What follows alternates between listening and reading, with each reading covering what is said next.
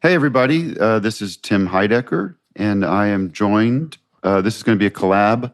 I'm not going to say collab. I'm going to say collaboration. Okay. With the great Jokermen podcast. So I'm joined by Ian Grant here. Hi, Tim. Hello, Ian, good to see you. And we are collaborating so that the both of us can talk about a great new book, and we're joined by the author, acclaimed journalist and author, Jim Windolf is here. Jim? Hey, Tim. Hey, Ian. Thanks for having me. Yes, your new book, Where the Music Had to Go. Ian, what's the subtitle in the book? Because I left it downstairs. How Bob Dylan and the Beatles Changed Each Other and the World. If there was a book written for me and Ian specifically, this is the one. This is just very exciting to see. And just one caveat, I apologize. My voice is a little tender. I was doing my Alex Jones all day yesterday, and I was pushed to the limit. It was like, I'll explain more later on office hours, but it's I can do it for a little while, and then I reach a point where it's like it's probably very bad for me, and I start sounding like, Love and Theft era. Yeah, you're going to sound like 2009 era Bob Dylan. Or even worse, Tempest. Yeah. Exactly. Yeah. Wolfman Bob.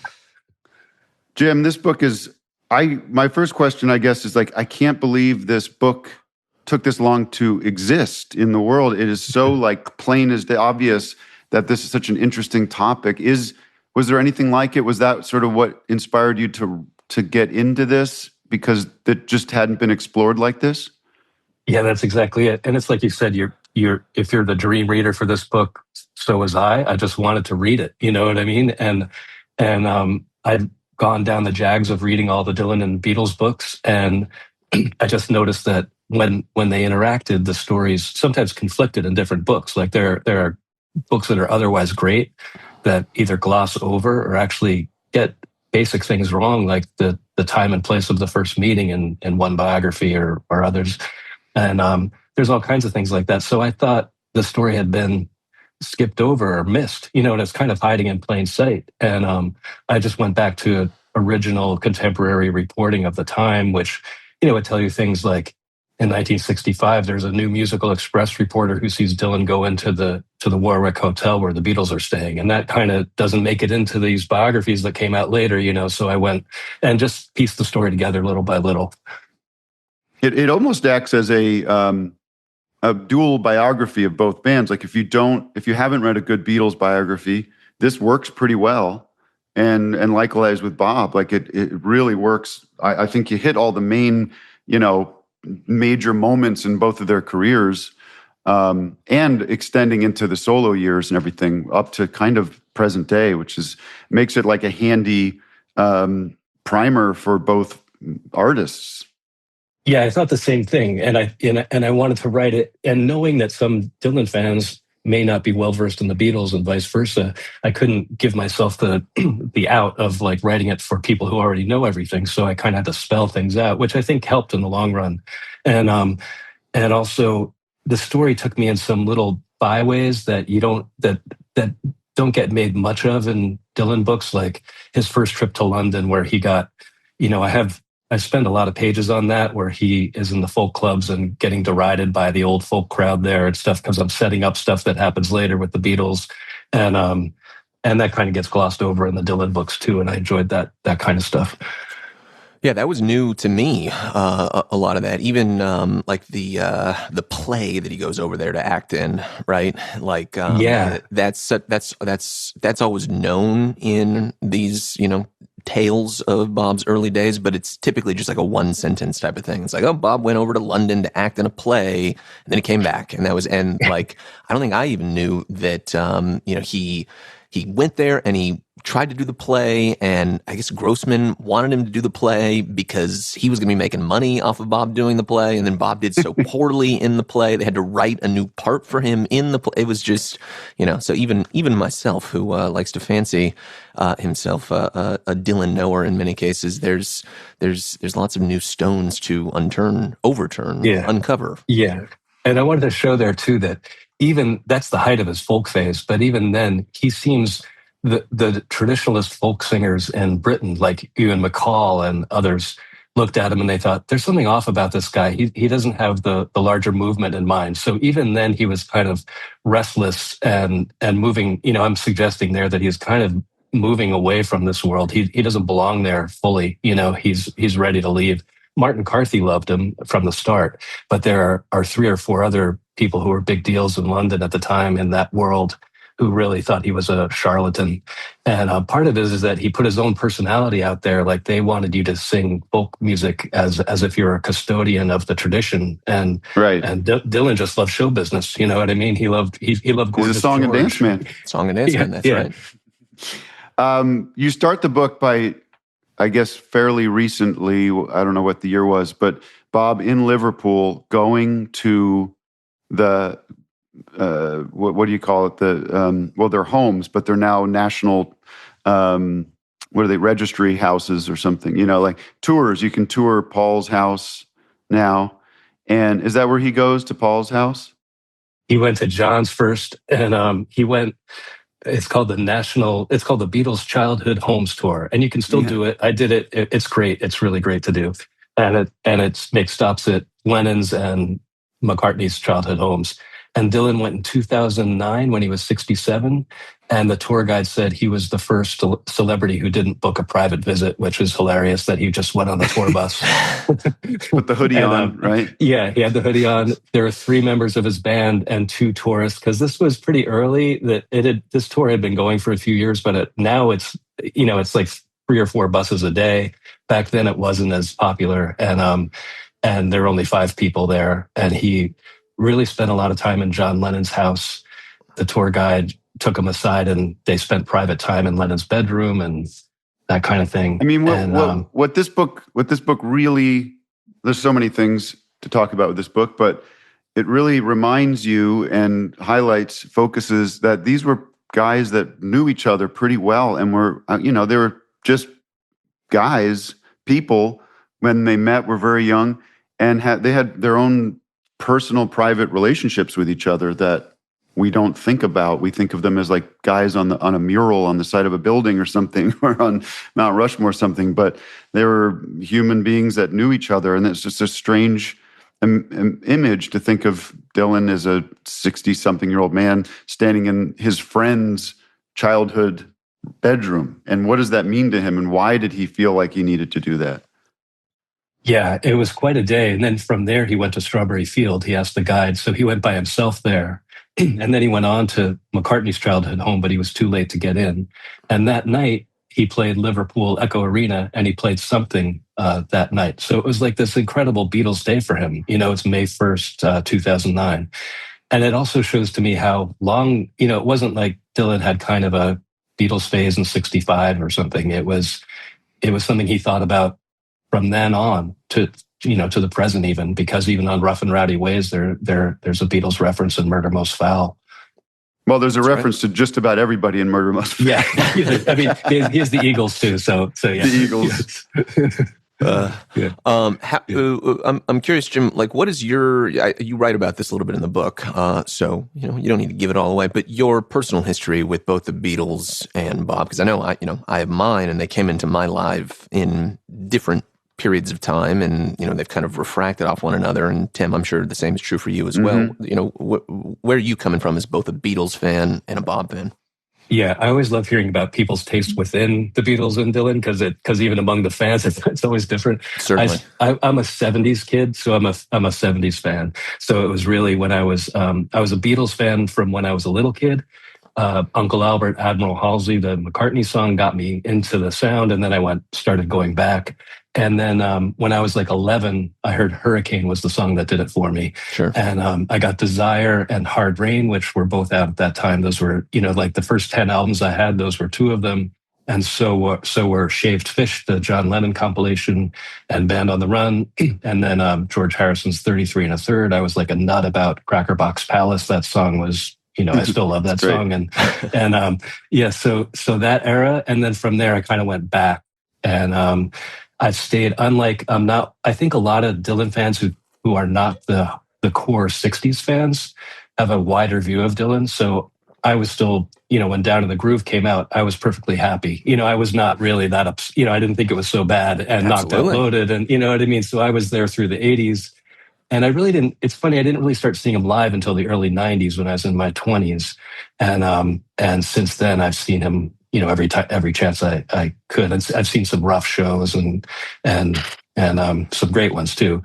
And so through the night, I loved World Gone Wrong and Good As I've Been to You, the whole deal.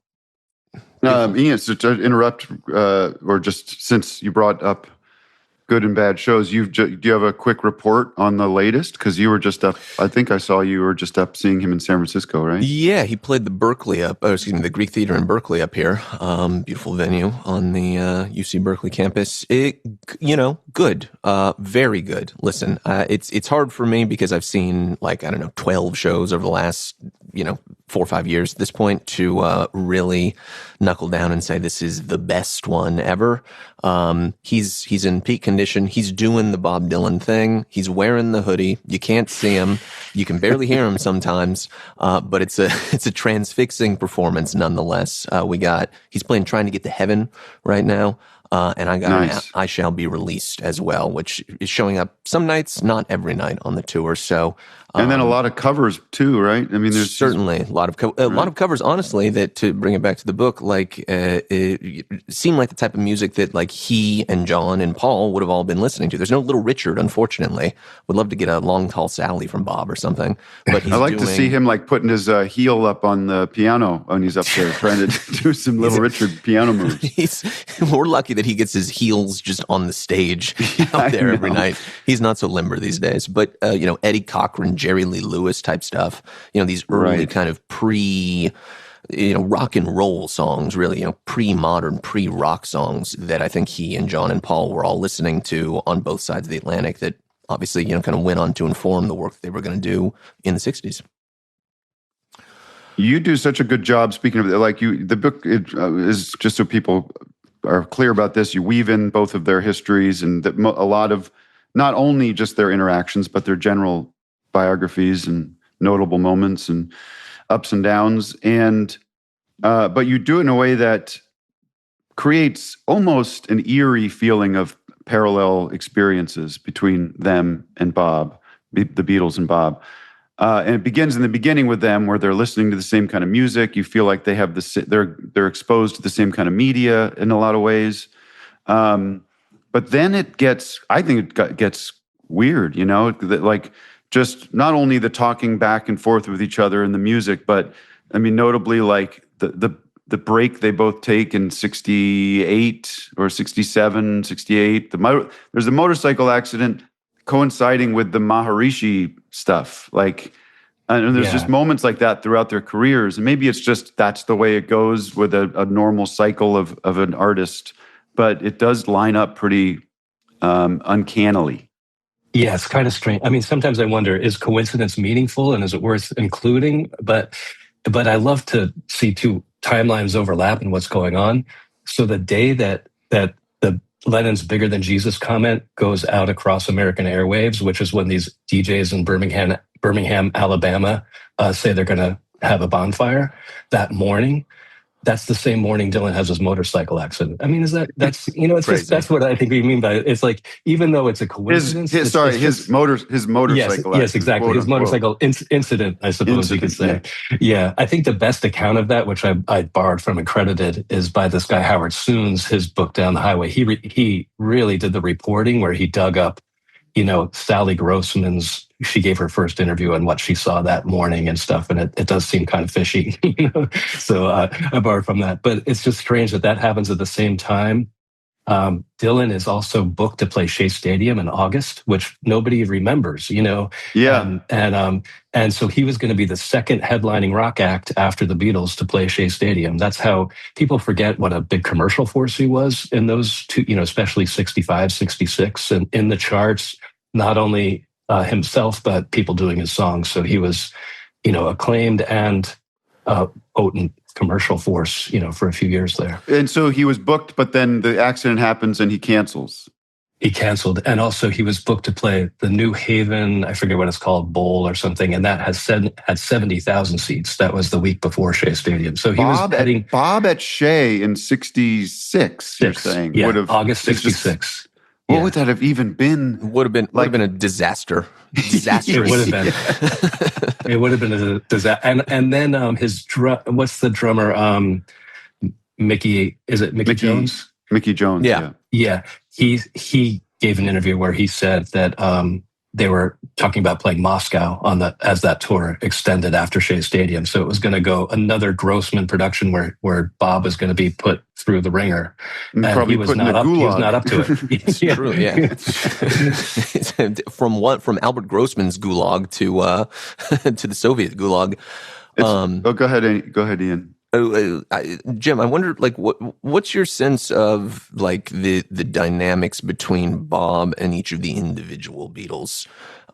Because I think one of the most interesting threads that you pull at in the book is the way that Bob, interacts with, and the kind of relationship between him and John, and then the relationship between him and George. The former being Bob and John, more of a rivalry type of thing, or you get the sense that Lennon is trying to keep up with Bob at a certain point, and obviously there's the Norwegian Wood fourth time around, contretemps, but then George and Bob is such a kind of easy and natural brotherhood, non-threatening, exactly, and it's so then especially when you complexify that with George's relationship to John and George's relationship to Paul, the kind of kid brother, always one step behind in the group itself. I don't know, that's always been such a fascinating kind of love triangle in some ways to me. Yeah, the relationship with George really starts when it's almost like leaving your marriage for an affair, because George is really miserable during the White Album sessions and feels really condescended to by John and Paul. And he's not even happy with how they did While My Guitar Gently Weeps. And I thought, well, that's weird. I looked it up, and they did 40 takes of While My Guitar Gently Weeps, so maybe his complaint is misplaced. But that's how he felt. So he leaves after those sessions are done, and that's when he visits Dylan in near Woodstock in Bearsville, New York. And both George and Patty Boyd said that Dylan was actually silent for 2 days. And it wasn't until they brought out the guitars that it finally got relaxed. And Dylan does a thing that he rarely had done up to that point, which is not just write with somebody, but do it face to face with guitars, because some of the Basement Tape songs, he'd given the lyrics to Richard Manuel or Rick Danko to write music for, but he didn't sit with them and do it that way. So he did that with George. And but I think before that, I think he and Lennon were the first two to really hit it off. So their accounts of that famous, the most famous Beatles Dylan story is that the night of their first meeting at the Delmonico Hotel in New York, where they got high together. And I think he and Lennon just are simpatico. And then this other singer, Dana Gillespie, who was a singer who was Dylan's girlfriend in London at the time. Right. She was very, very young. And I interviewed her about it. And she just thought there was something about the way Dylan and Lennon made each other laugh that was just, it can't be faked. But I think Lennon would not defer to Dylan and vice versa, whereas George deferred, and he knew how to navigate difficult egos and big obnoxious people. Sure. yeah. So he kind of John. Yeah. John, there must have been a part of John. He's a very insecure person, it seems. Very, I don't want to say disturbed, but complicated, emotionally, psychologically person, it seems, if you look at his various changes through life and decisions he's made. And, not all the time, but seem to wrestle with that. I can imagine there being like a sense of, I want to be treated as seriously as that guy. That's the kind of respect I want, even though I'm in the world's biggest band. And he has this conflict between being so proud of the Beatles and so much ownership over the Beatles, but also probably, a year after they break in New York, or less than a year after they break in America, he's got his own book of poetry out. It's just mind-boggling that things are changing, so things are happening so quickly, and Lennon's probably, and some of it is like, I'm sure people behind him pushing, how people think of them, but he's really established as the intellectual and like the most analog to Dylan in the group. I just think there must have been a jealousy. I'm just a jealous guy. I didn't mean to hurt you, but I want to be Bob Dylan, like the song says. Yeah, it's crazy that he said the thing he said to this journalist Al Aronowitz, who was kind of the go-between between the Beatles and Dylan. I definitely want to talk about him, by the way. Maybe. Yeah, he's great. And but John told him in '64 before he met Dylan, I'm not ready. I need to be his ego equal. So he didn't feel secure enough to meet Dylan yet, even though that book had come out by then in his own right, his first book. And it was not. I was shocked at the reviews. I mean, they were comparing him to James Joyce and Chaucer, and which Lennon said I laughed because I never read James Joyce. When he saw it. And but he couldn't have been more acclaimed. And then it wasn't until after the Beatles' Australian tour, which must have been mind-boggling, because that's the tour where over 200,000 people in different cities would flood the streets, and the Beatles would be paraded on a flatbed truck. And there are all these different accounts of people bringing their sick children to them to be healed, and this insane stuff. I mean, that's really the height. And then A Hard Day's Night comes out, and not only is it a box office hit, but all the critics loved it. And you had this weird thing of like the establishment starting to realize, oh, these guys are actually, good, because of the reviews were in his own right. That was like the literary establishment taking Lennon seriously. And then A Hard Day's Night kind of did the same thing with critics like Andrew Saris and stuff. And anyway, that after all that, then Lennon calls Aronowitz and says, all right, bring him to me. He was finally felt ready. So talk about what's his name? Aaron Aronowitz. Al, yeah.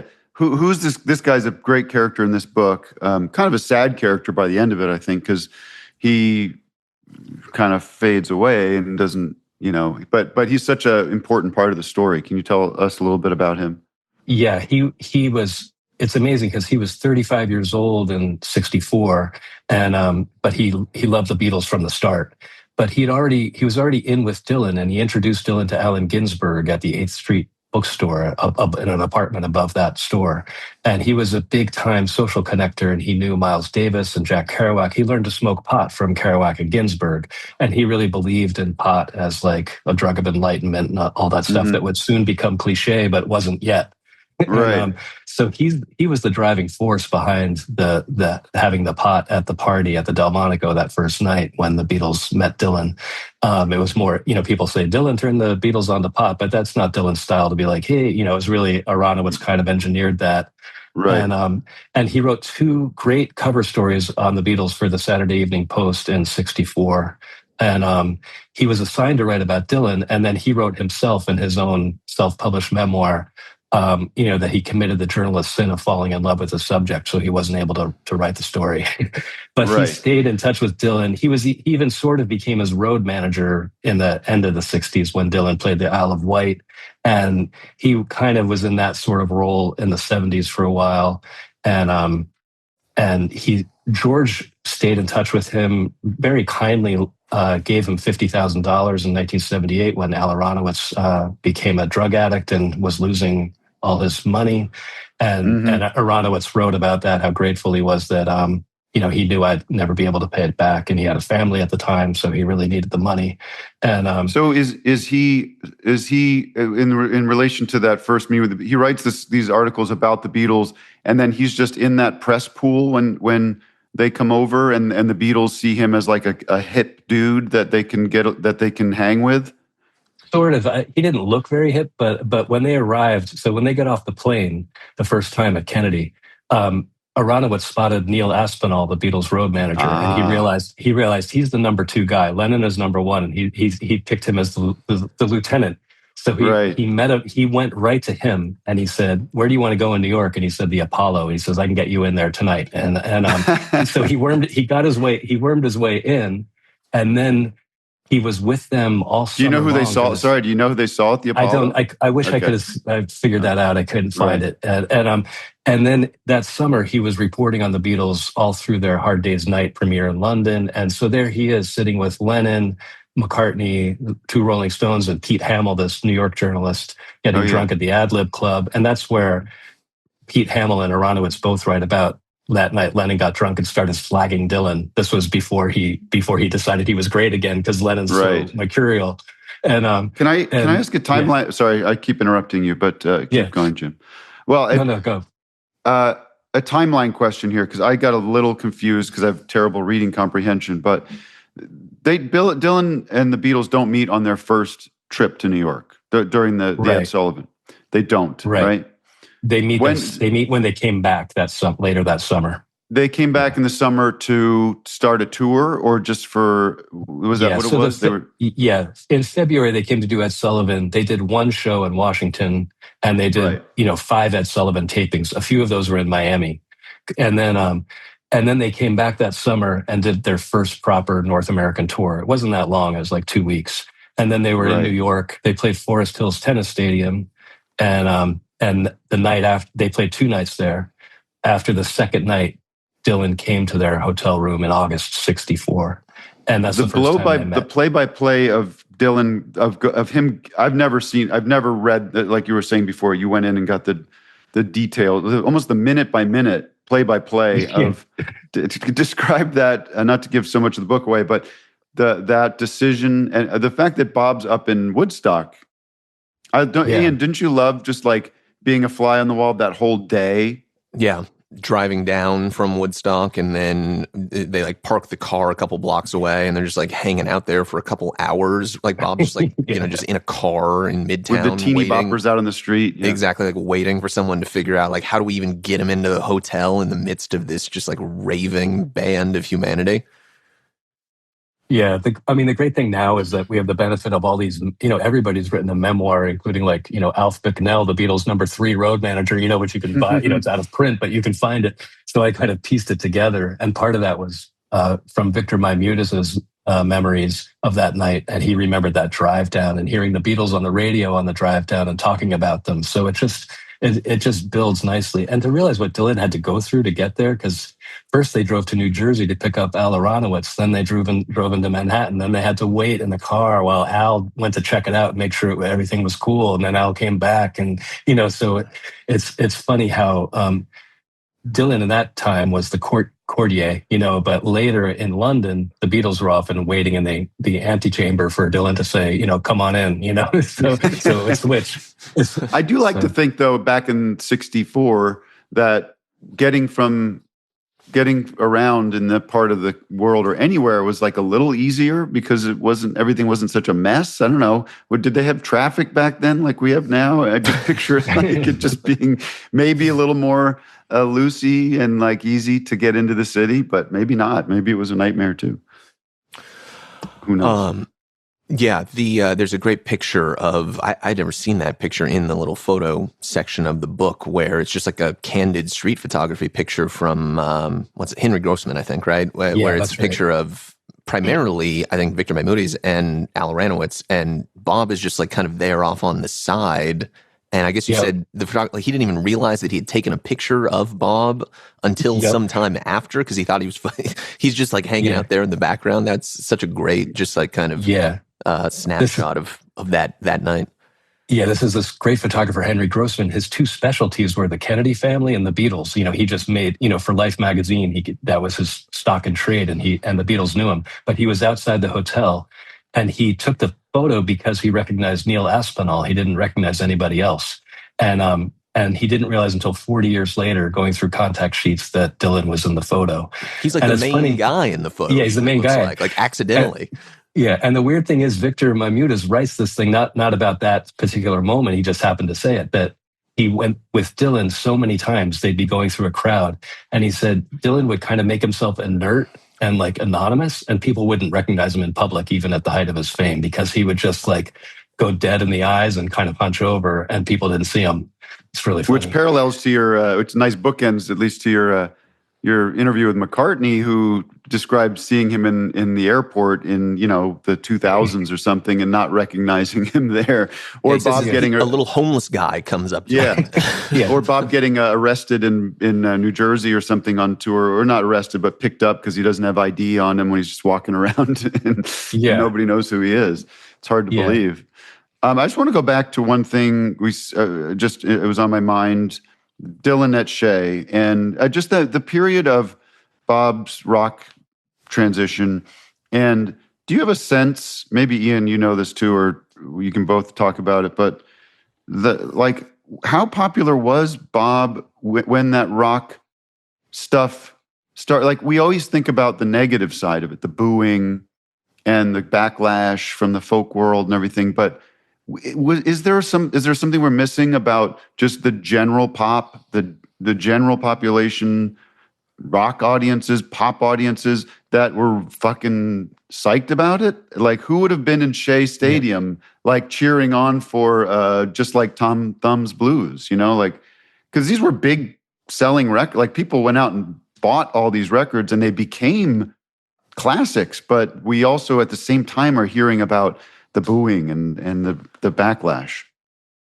Yeah, Ian, if you want to go first, that's cool. Yeah. I mean, I think that he's very popular. Is the short and sweet of it. And I think that in the cultural memory, a lot of the story has been dictated by, immediate reactions, and especially reactions of people with some degree of like cultural cachet. Obviously the people in the crowd at Newport in '65. There's all the British fans that are being interviewed. I guess a little bit in the Don't Look Back documentary, although that's before the rock shift, and then certainly with the Eat the Document stuff. People who are upset at this, but. In general, I mean, Rolling Stone was a number one hit, and right. It's funny. It was embraced by the rock move. Was embraced by the culture. It just, we don't talk about that because the numbers speak for themselves, I guess, but we focus on the negative. Yeah, and these couple flashbulb moments. And I mean, you listen to some of these tapes also, or you can listen to some of these tapes of Bob playing, like the Hollywood Bowl show, for instance, in late '65. He's rapturously received there. So it's so different from like the May '66 tour that you hear in England, where he's slurring his speech and shouting at the audience. And, there's this real sense of, vitriol in the air. Those are some of the most amazing concert tapes you could ever hear. But sure. Certainly in the States, I think, and Jim, you can expand on this to greater extent, I'm sure. It was much more warmly received, I think, across the general rock music buying populace. Yeah, I agree. People forget that he really did expand his audience. That's part of what the folkies hated about it. I mean, we have to remember that. We have to remember, to them, the electric guitar, it wasn't like, oh, Dylan stopped playing nice music and is now playing raucous music. Really, it was, no, Dylan's embraced this tool of the capitalists, and he just wants to be on AM radio, which is so to them, they saw the electric guitar as a sellout. That's all it was. And they didn't really care so much about the noise it made. I mean, maybe they probably didn't like that either, but really it was a symbol of his move. And the funny thing is, they were right. He did get more popular. I mean, his last album before he went electric at all, Another Side of Bob Dylan, was his poorest selling record since his debut. And then bringing it all back home when he had Subterranean Homesick Blues as his first, single with electric, with amplified instruments. That was his first. I don't know if it made the top 20, but I think just about, it was his first real hit with him as the singer, because Peter, Paul, and Mary had the hit with Blowin' in the Wind, not Bob Dylan. Right. So he was on his way. And even in '66, it's amazing to me that Rainy Day Women, Everybody Must Get Stoned, that was number 2 in America and in the top 10 in Britain in May '66. I mean, he was in the charts with everybody else, with Herman's Hermits and all those people, And also, he was in the teen magazines. That's the one thing that I found that was hilarious to me, that Dylan pops up in teen magazines. Dreamboat Bob Dylan. It's so funny that Rainy Day Women was a hit sing. I can't imagine people going. Well, it's like a novel. It's like a novelty song. Oh, exactly. I mean, you jokingly say Dreamboat, but I was just watching. Watched Don't Look Back again this weekend because a friend of mine hadn't seen it, and it was just unbelievable. And we were like, "All right, we're going to watch it." I had seen it not too long ago, but I could probably watch that a couple times a year, maybe once a year. Certainly. But he's a dreamboat. He is from 3, I think, heterosexual men here on this call. And not to have any opinions about you, Jim. I don't know anything about your. It's okay. Okay. I'm making an assumption, but you can't take your eyes off him. I think he's very. I mean, that's part. It's not like the thing I got from watching that movie. A couple things was, if you're the Beatles or anybody sitting in those audiences, you're not blinking your eyes the entire time. He is absolutely, totally 100% captivating that entire room. When he's doing Masters of War and the words are just spitting out without any hesitation, without any stumbling, without, like full control, full charisma. I just think it must have been the greatest thing you'd ever seen, just if you're into that scene. But he's totally magnetic. And yeah, I get why it's so popular watching that. I could see why it would just be needing to see those like nothing else. It was amazing, Ben. And the funny thing when you watch Don't Look Back, that I found in my research, the Beatles are there, just not on camera. I was wondering if you knew. So, did they ever get on camera? Did they come backstage? No, they didn't do it until the next year when Lennon agreed. But they were there in the hall. They were there with him afterward. And there's that party in Grossman's suite at the Savoy, where Allen Ginsberg is there with John Lennon and Cynthia Lennon and Dana Gillespie and all these people. And also, like, I was in the Dylan archive and I saw this. I saw some interview with this guy, Bill Harry, who is the editor of Mercy Beat, this in Liverpool, this music magazine. And he mentioned that he gave Dylan John Lennon's home phone number. And in Dylan's archive, I found the notebook from the Don't Look Back period. And there it was, where he'd written down John Lennon's home phone and private phone number side by side. So that was the day after he got to London. That's when he wrote those phone numbers down, called him from a payphone in the lobby of the Savoy. And he went to visit London during that Don't Look Back time. And then 20 years later, told Cameron Crowe that they wrote a song together and recorded it. And that song has since been lost. So that's amazing, too, that this is going on. I mean, as if Don't Look Back is not good enough. Imagine if there'd been a scene going to Kenwood with Dylan in the middle of that, because that happened that same week. It's incredible. So they're in that hotel room, but Pennybaker's he's not rolling on it. He's just... I couldn't determine this, but I have a feeling that the Beatles have film contracts, with the United Artists, and they probably, for various reasons, decided it's not a good idea. But there was a reporter with them in the Savoy's restaurant, and they'd just been with Dylan, and then they were in the Savoy restaurant, which was famously gourmet. And this hilarious story, it's in like Record Mirror magazine in '65. The Beatles ordered owl legs for dinner. Owl legs. The British mind and their fixation on certain cuisines. No wonder McCartney's a vegetarian now. So after eating owl eggs. One more thing on Don't Look Back, for both of you though, just like maybe this is obvious, but watching it this time, the thought I had was, I wonder how much of that movie was staged. I mean, in a sense of like, there's a lot of hotel room scenes where, for instance, Joan Baez singing and Bob typing. Like, in my mind now, as like a guy who's now made a lot of stuff and knows how things work much more than when I watched it when I was in high school or something.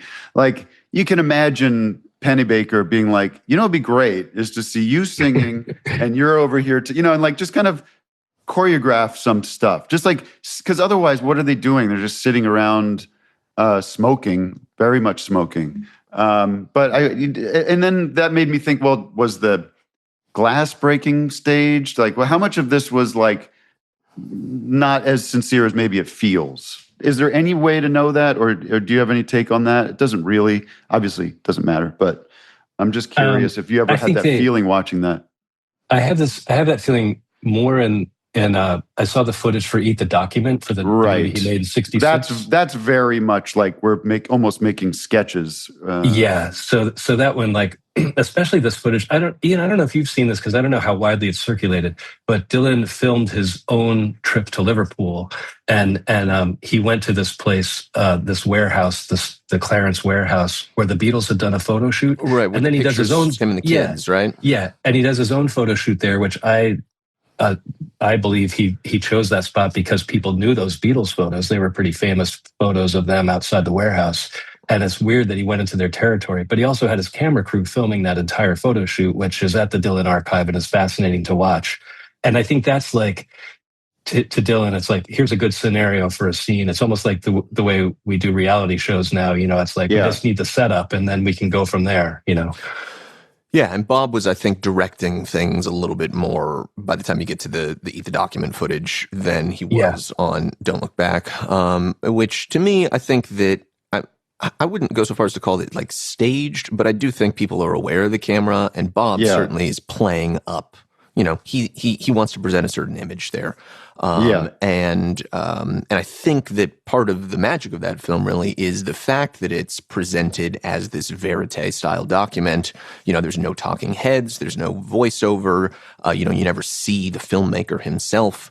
And this is a big contrast to something like Hard Day's Night, obviously, which is a fantastic film, but is clearly like a studio production. There's a script, it's staged, there's actors, and here comes Don't Look Back, and it seems like, at least to audiences in 1967, when the film comes out, like you're a fly on the wall. This is unmediated reality. This is the real Bob Dylan compared to, the carefully manicured images of John, Paul, Ringo, and George. Yeah, it's another parallel, right? Like Don't Look Back and Hard Day's Night, perfect parallel. Yeah, but not only, there's even more perfect, which is the Maysles brothers made the movie that's called The First U.S. Visit, and that's really the same thing. And the Maysles knew Pennebaker.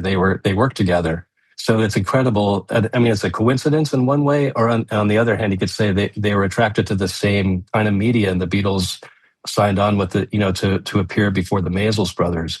And we kind of forget now that those portable cameras and portable sound equipment were new, and so that's why this stuff is happening then, and it's so fresh, Yeah, I wonder where you would have seen the Beatles' first U.S. visit, the Maysles film. It was made contemporaneously. It was made for ITV in Britain. That's what signed them, like Granada Television or something. And then I think it was shown on CBS like one night, and then never to be seen again. You know what I mean? It doesn't enter the canon. A lot of that footage was recently repurposed for that. There's that Disney Plus documentary that came out. Yeah. Like Scorsese. 2 years ago, something like that. Yeah, the Ron Howard one, 8 days a week, I think. Yes, I think Scorsese EP'd it or something. Yeah, I think that's right. There's two, actually. Sorry to be this guy. There are two. There's the Ron Howard 8 days a week, and then there's Scorsese directed which I don't think he really. I think he puts his name on these documentaries. Like I don't think he really did much on like the George Harris. I mean, he's whatever. It's a little bit different than Goodfellas, but his process. Sounds like you got a bone to pick with Marty there, Tim. I mean, Marty is a brand. It's like I don't know if he's like. Well, he's not doing the interview. We know that about the Dylan documentary. He's like not interviewing Bob. Right. There's another document. There's another one that he put out that is about their visit to New York. I think it's called Beatles 64. And I think that is where they use a lot of that Maysles stuff. They use more of the Maysles footage. Exactly. That's right. Sort of similar to the way that the Rolling Thunder 2019 documentary, repurposed a lot of the Ronaldo and Clara footage. Right. Yeah. I think they had higher hopes for that 64 documentary. It didn't really make that much noise. Yeah. I mean, it's fun to see the footage, and it looked good. I liked it. It got me in the heads of what it was like to be a fan, I guess, or what that experience of them. I think the one interesting take I got from it that I remember was the way the Beatles visit, the way that changed the perception of what masculinity is, what men could be, what it meant to be a man. Because before that, you've got crew cuts, football players, varsity jackets as the sort of template for what a man is. And then you've got these kind of feminine guys, these guys that are a little androgynous with the longer hair and the tailored suits and the boots and everything. And they're funny and they're vulnerable. And that was just maybe an obvious take, but it was one that resonated in that documentary. Yeah, I think that's where the girls come in, because the Screaming Girls, it's not just silliness. Like they're voting for that kind of man, all over the country. Yeah. Millions of them, and it's a signal to the guys with crew cuts. Like maybe you're not that maybe that's not the look people. It's want. A cry for help. Like we don't want this anymore.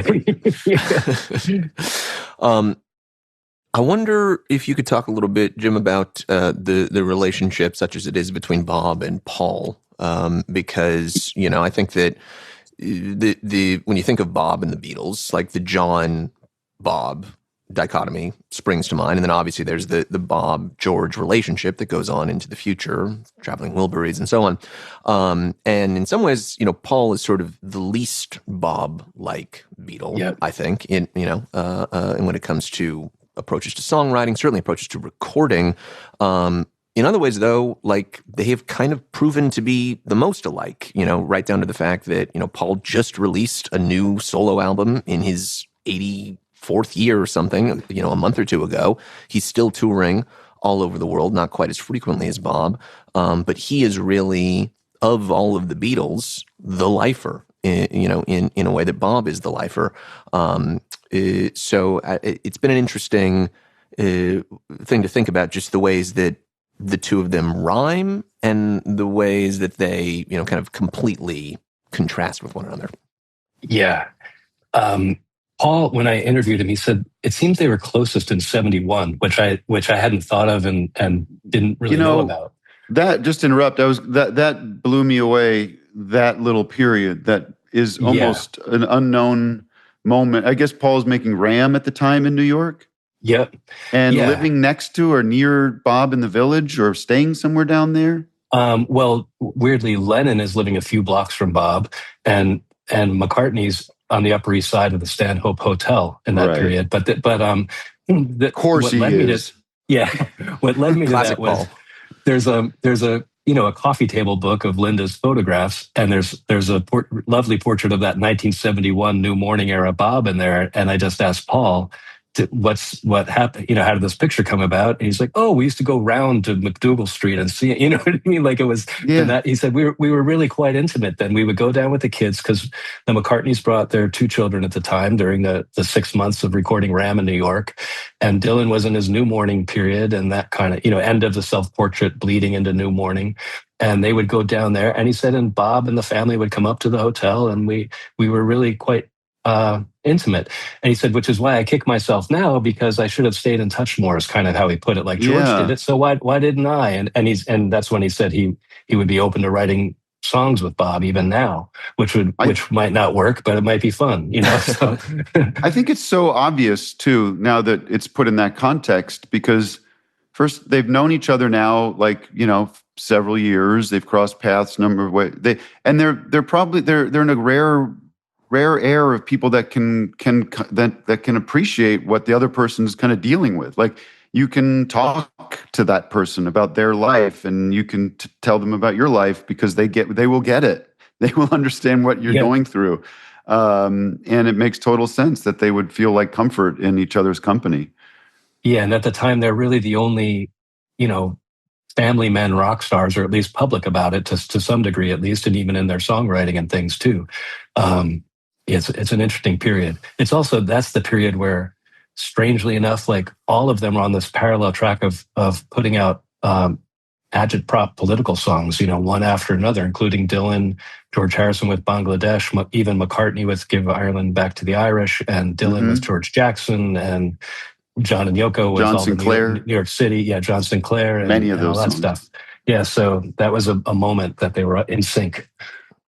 And it leads all the way up to the modern days, like you were saying, Ian. But I would ask whoever's editing this if they could put in this great quote from Bob that you probably have all heard about McCartney, where he talks about him being the greatest songwriter. It's effortless. I wish he just would stop, he says. Yeah. I wish he'd quit. I mean, I'm in awe of McCartney.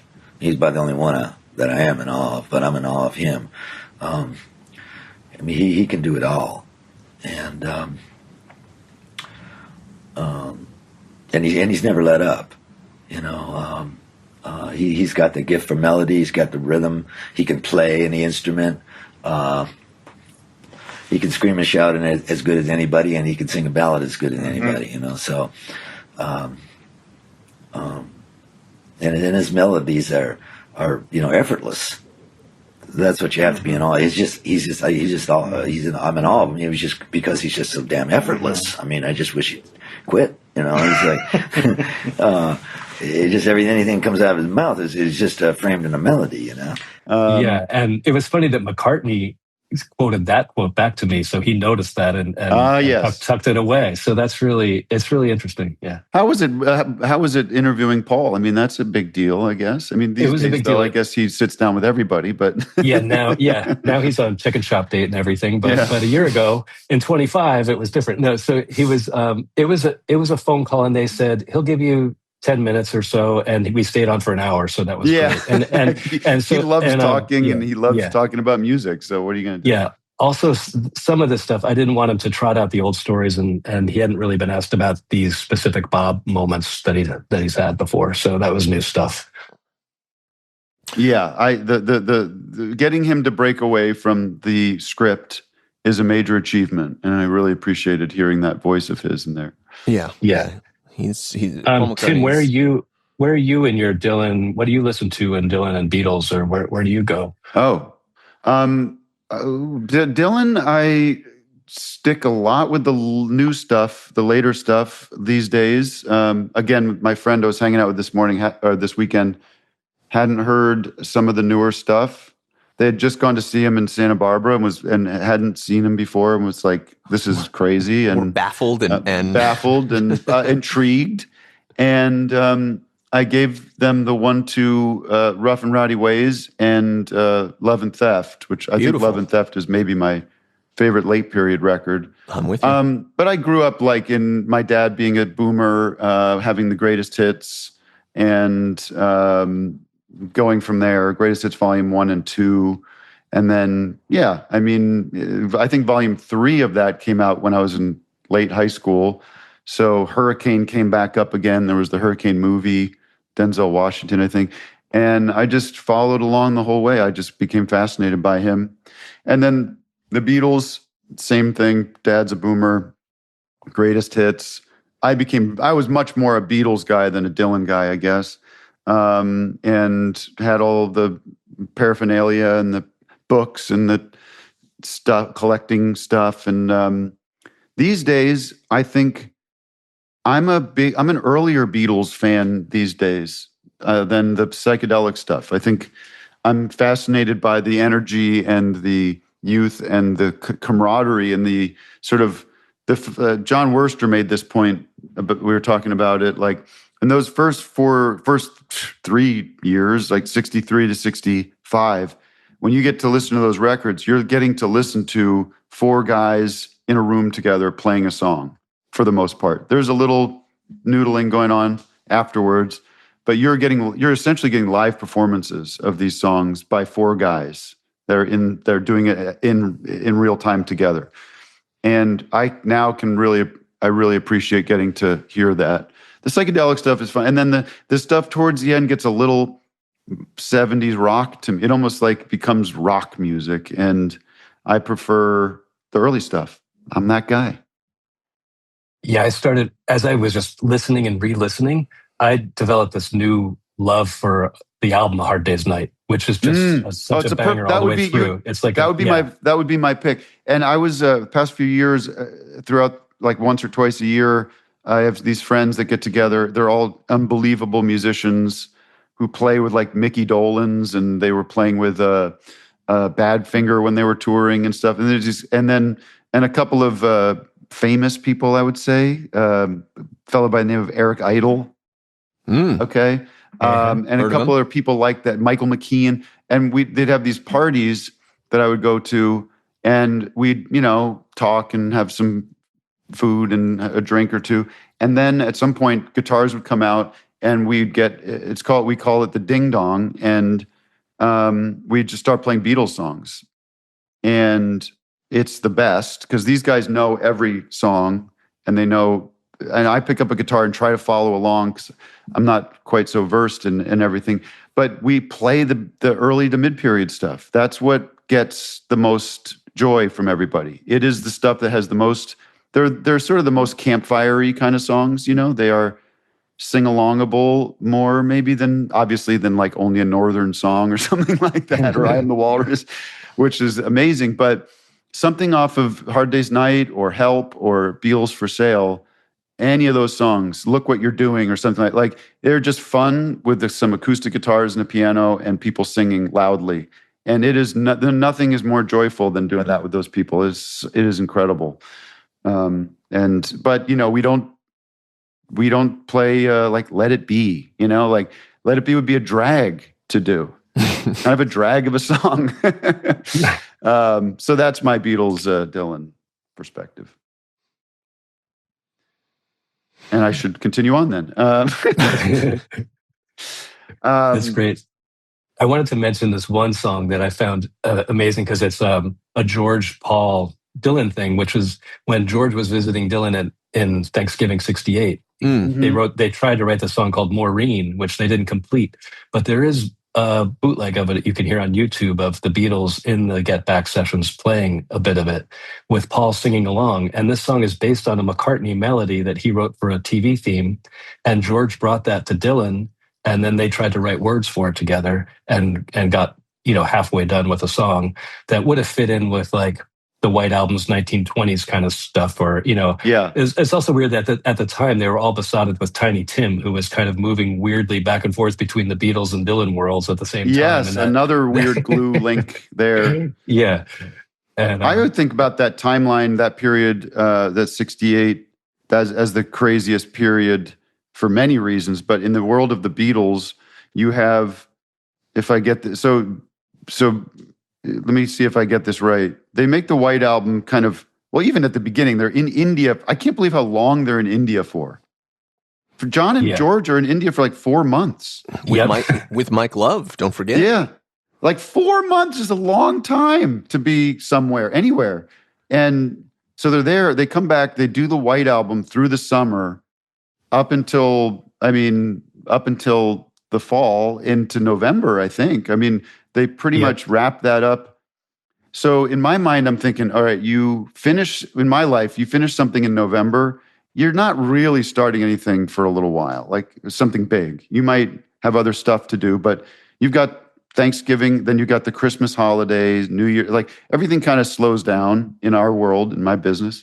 And these guys take like a week off, and then on January 2nd or 3rd, whatever it is, are in that Twickenham studios with the edict to make a new album in front of cameras at 9 in the morning. Anybody else would have said, like, they could have easily made a nice set list out of their, because they were planning to do a live show, and they could have put together the White Album. Yeah, right.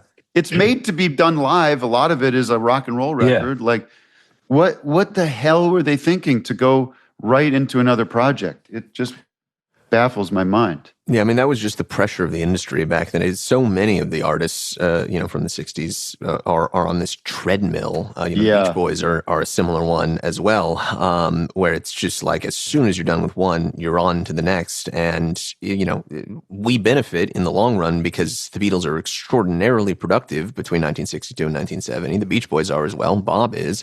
But at the same time, it's sort of like, how much longer might these careers have lasted if they hadn't felt the pressure to just like make a record, cut a single, do a couple shows, and then do it all over again immediately? It just does kind of boggle the mind. The fact that we have on tape or on film the conversation of John and George, where George is like, I feel like I should just go off and make my own record, get all these songs out of the way, and then we can make another Beatles record. Like, that could have been one of the avenues towards more Beatles music, I guess, or the band staying together through the 70s was like, go off. Who cares? Go off and make a solo album. And we don't have to break up, but obviously they broke up for a lot of reasons. But that pressure of like, and there only being one way to go felt like impossible to continue. And explains why they reacted so much against it, fought it in so many different, Bob constantly throwing away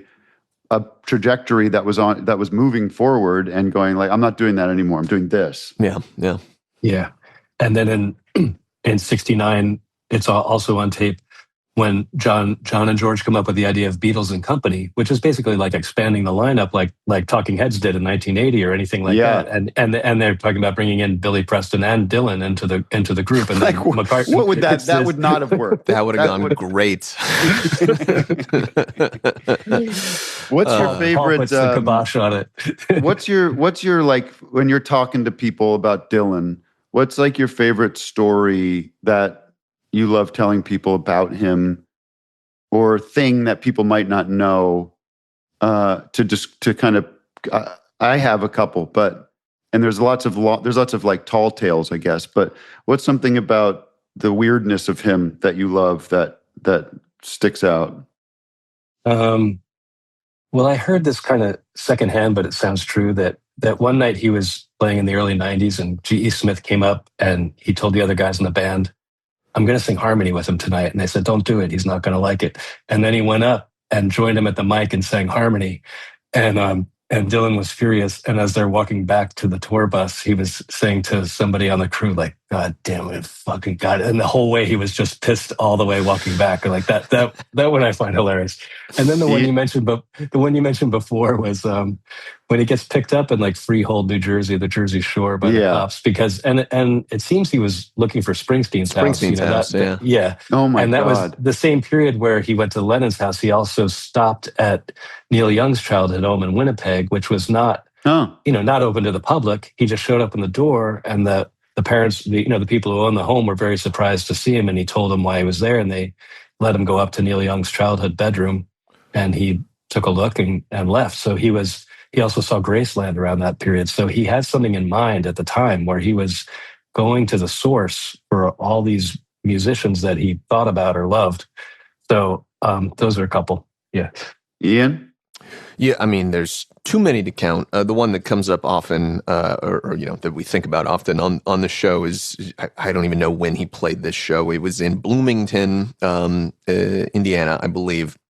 And, just some random never-ending tour show where he rolls into town, and the manager of the theater or whatever, Bob, comes in, and the manager of the theater is like, hey, Mr. Dillon, I'm so excited to have you here. Can we do anything? Do you need anything in the green room that needs to get added on? And the only request he has is that the manager of the theater, or whoever it was, take him to Hoagy Carmichael's grave at the local cemetery. Hoagy Carmichael, of course, the songwriter of Stardust, and a zillion other, kind of Tin Pan Alley early 20th century standard songs. So it's a little bit like the visit to Bob and John's, to John and Paul's home, or Neil's, or Graceland, or Bob, and you even have this on Rolling Thunder, like when Bob goes to Kerouac's grave. Kerouac's grave, exactly. There are these sites for him that are, like holy, and then he feels a need to make a pilgrimage to, for whatever reason, presumably, to kind of chase the muse there or something. But just take me to Hoagie's grave. I love imagining Bob just making that one demand. Well, I have one that I think is unknown because I got it. Maybe it's known, but I got it from my wife, who's friends with a makeup artist who worked on Shadow Kingdom, the whatever that was, the Veeps live, that's right, not so live thing.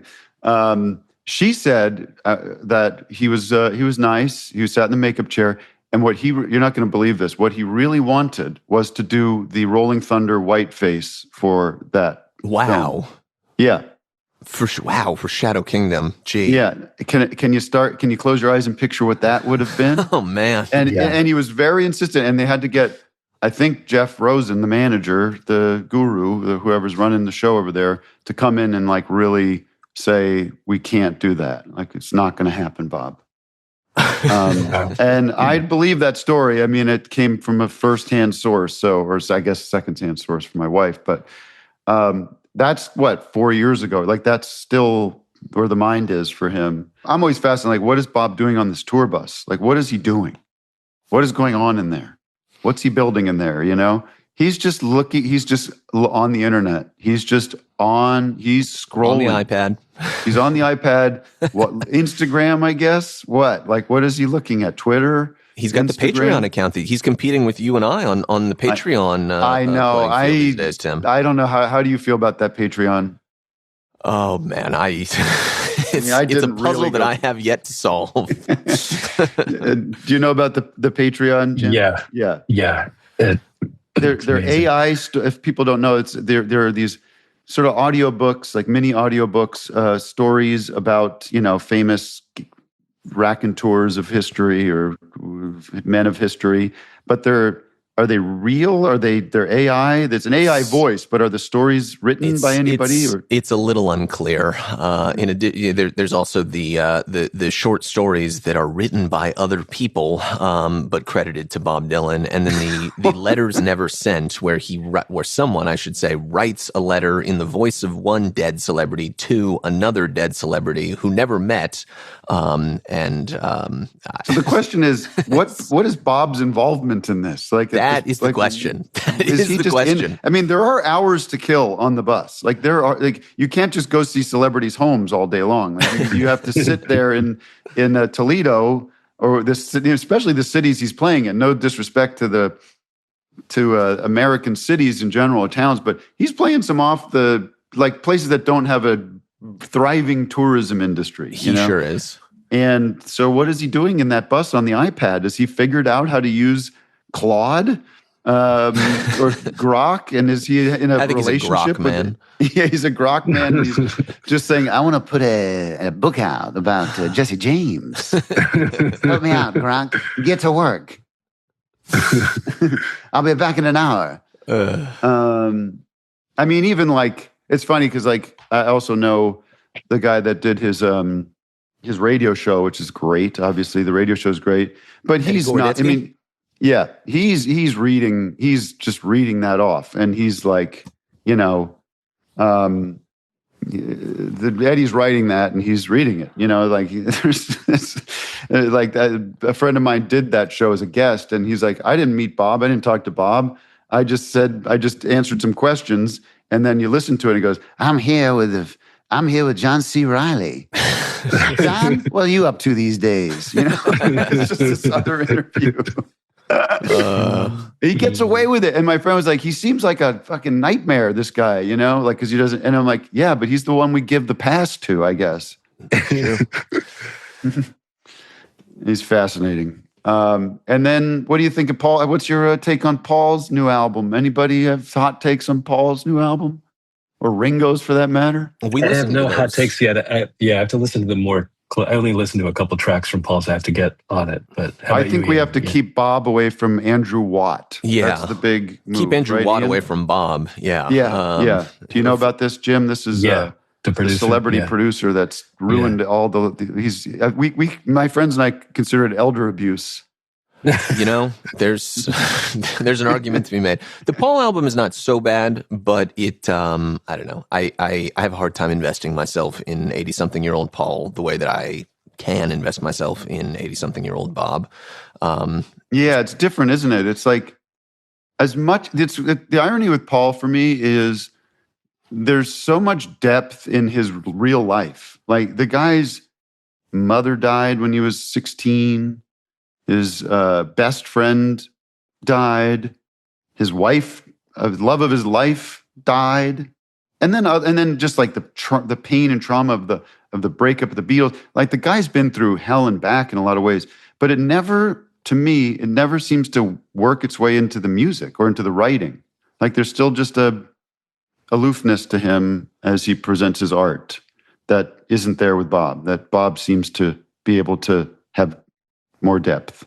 And the older Paul gets, the more that's like more apparent to me, even though he's like trying to be writing about his life and his childhood and all this stuff. It just doesn't feel like, I don't know. That's my take on poor Paul, who's going to be fine, regardless of what I think.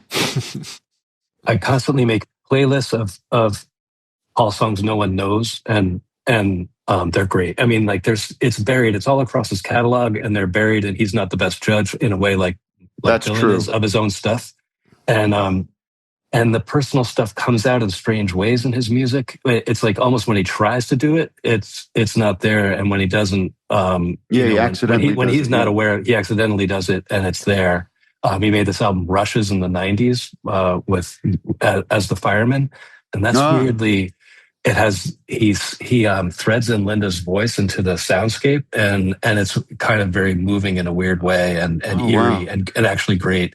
And then for the late stuff, that album he did with Nigel Godrich, Chaos. Yeah, that's a great record. Riding to Vanity Fair, I think is a great a real kind of tough song for him. And Jenny Wren is like an all-timer. Yeah, you're right. So, and I like the sound of McCartney 3, as the sound, but anyway, but I know what you mean. Yeah. Well, we have a few minutes left. Do you have any closing thoughts, Ian, or anything you want to add? No, I mean, I would just say I think it's a really rewarding and well-conceived narrative that you thread here, Jim, because a lot of the Bobs. I'm coming more from the Bob side, obviously. And a lot of that is sort of known to me, although not all of it, as I said earlier. But the Beatles material is I know the big beats of the story, but the intricate details and certainly the way that they intersect with the Bob stories are not necessarily quite so clear to me. I loved that, like the 1964 cross-country trip that Bob is taking, where he's writing Chimes of Freedom and he's writing Tambourine Man, is taking place literally at the same time that the Beatles have come to the United States for that first tour, right? Yeah. And I guess I knew that because I knew when Bob took that road trip and I knew when the Beatles came through in 1964, but for some reason I had never kind of put those two things together in my mind. And so, and I think that the for anyone out there, even if you feel like this is a story that I'm deeply familiar with this stuff, I think the way that it's presented and knit together, I found to be really rewarding. So, namaste for a job well done. Thanks. Yeah, and I love at the end of that. He's on that car ride. The reason I wrote about that car ride is because it leads up to him deciding that the Beatles are great, whereas he'd been initially skeptical and dismissive. And then at the very end in California, I found this little nugget like buried in a memoir that he was in a cafe pumping in coins to hear "She Loves You" and "I Want to Hold Your Hand." And that also the account of that Santa Monica concert, which was on like Leap Day '64, that was in a way the beginning of this kind of Dylan mania, where his dressing room was surrounded and they were pounding on the car when he was leaving. It was like this new level of fame for him that was suddenly kicking up. How cool that Dylan got it so early. And admittedly, he didn't at the very first, but quickly realized that this is legit and that he saw the musicianship and the sincerity and the genuineness of these guys. When a lot of people a little bit older, I just randomly found this. There's a great clip of Johnny Carson, the Tonight Show, the week before the Beatles are coming. And I guess there's a bit of a stir about them coming. They're already in the charts and stuff, and that they're probably the talk of the town even before they land, because why wouldn't they be? Because then, it leads to that excitement of them arriving. Yep. And it's a joke. They're a joke. They're a punchline for Johnny Carson in that set. If you're 16, it's different. But if you're like a 30-year-old guy in the culture, it's like they're wearing. They have, they're making fun of the hair. They're saying he looks like Mo from the Three Stooges, and they do, and they do. Like, it's not that crazy, but it's funny to see just like, something's coming next week. These Beatles from England, it's gonna, they're shaking their heads and wearing mops on their heads and finding the novelty in it. But Dylan's smart enough and hip enough to know that no, this is the real deal.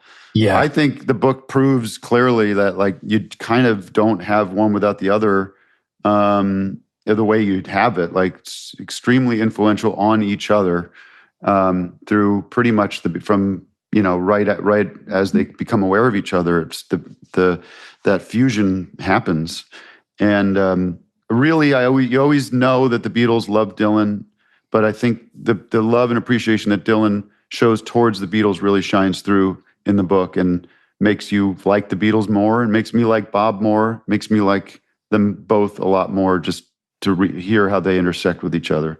So I would recommend, if people are listening that are not big Bob Dylan fans, but they are, vice versa, it's a great read. I mean, I couldn't put it down, and I hope you write one about the intersection of let's see, Ian, the Rolling Stones and Elvis. I know. I'm trying to think. I'm like, do Cat Power and Feist know each other? I'm trying to figure out what it would be, but right. What probably is not going to do another one. Yeah. Ian, what's? I know are you still in the Death Grips phase? We are, yeah, momentarily. That's just our little summer miniseries. Are you a big Death Grips fan, Jim? No, I am aware, but not a huge fan. Yeah. But I have to say, and I listened to the first one, and there's a bit of lore between them and me. I don't know if you're familiar with that. I don't know that is it via like the Adult Swim stuff? No, years ago on office hours, I was giving Anthony Fantano a hard time. Aha. And I think in that context, I was like, sorry, he's not reviewing my album. Sorry, I'm not fucking Death Grips. I'm not. Here's some, and I didn't even know what that meant. I just knew that it was like, one of his favorites. And that it was it's very hard music to penetrate. Music for a lot of people. Yes. Yeah. But I enjoyed the episode that I listened to about them. It was very interesting, and I have an appreciation of what they're up to, what they're doing. Yes, we just wanted to try to, after 2+ years of the Brian Wilson experience and some late era Mike Love travesties, we just needed. Jim, I'm not sure if you're aware. They just went through every album of the Beach Boys. Now every album. I know. Yeah.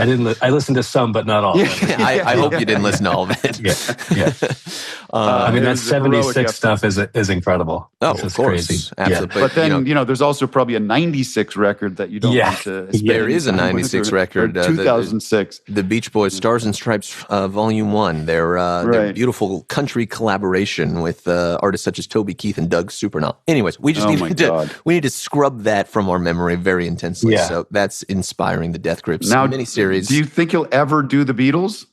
Is that just never going to happen? I think we will do the Beatles. Yeah. I mean, that's sort of a break glass in case of emergency thing for us, Yeah, but it's also a tangible thing. I mean, you can, if you limit it to the Beatles and not go. Well, that's the question: is do 12 we do Ringo albums? Well, yeah. Do we do just the Beatles? 50 Ringo albums? Or do we do all of the Ringo, all of the Paul, all of the George, all of the John? I mean, that's appealing to me, but that's the real kind of Everest that I don't know that we're ready to climb quite yet. But which was almost the name of the White Album.